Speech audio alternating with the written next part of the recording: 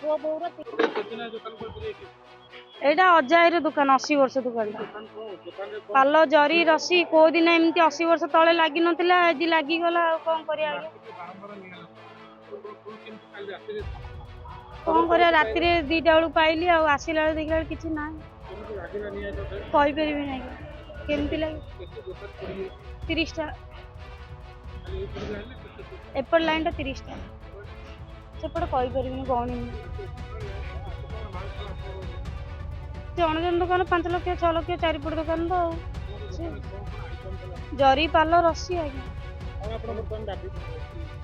ଯାହା ଦେବେ। ଆଉ ସେ କହିଛନ୍ତି ତ, ମେୟର କହିଛନ୍ତି ସେ ସବୁ ସଫାସଫି କରିଦେଇକି ଦୋକାନ କରିକି ଦବ କରି କହିଛନ୍ତି। ଆଉ ଏଇଠି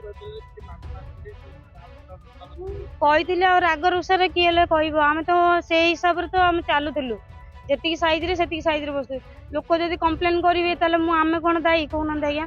ଆମେ ତ ସୁରକ୍ଷା ହେଇଗଲୁଣୁ ନା। ଆମେ ଜାଣିଲୁ ଏଇଠି 2 ପଇସା ଆମକୁ ଇନକମ ହଉଛି, ଆମ ପିଲା ଛୁଆ ଚଳୁଛୁ କରି। ଆମେ ଏଇଠି ତ ଇନକମ କରିକି ଆମ ପିଲା ଛୁଆକୁ ଚଳଉଛୁ। କହିଥିଲେ, ଆଉ ଆମେ ଯାହାହେଲେ ବି ମ୍ୟାଡମର ଗୋଡ ହାତ ଧରିଲୁ, କହିଲୁ ମ୍ୟାଡମ ଏମିତି ଏମିତି ଆମେ ଟିକେ ଅସୁବିଧା କଥା ଶୁଣନ୍ତୁ। ସେ କହିଲେ ଯୋଗାଯୋଗ କରିବି ବୋଲି କହିଛନ୍ତି।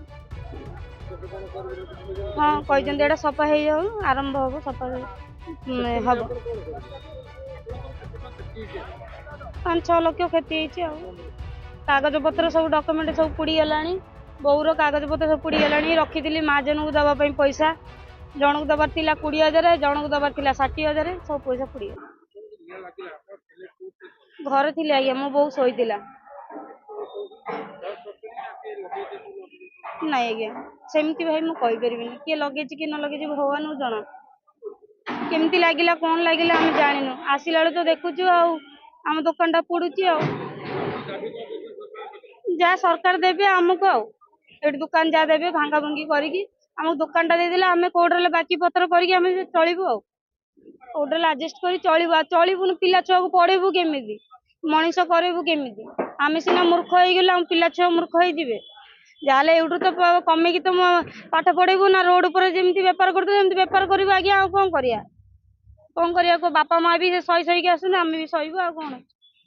ଆଉ ସେତିକି ନା ନା, ମେୟର କଥା ଆମେ ଶୁଣିଥିଲୁ।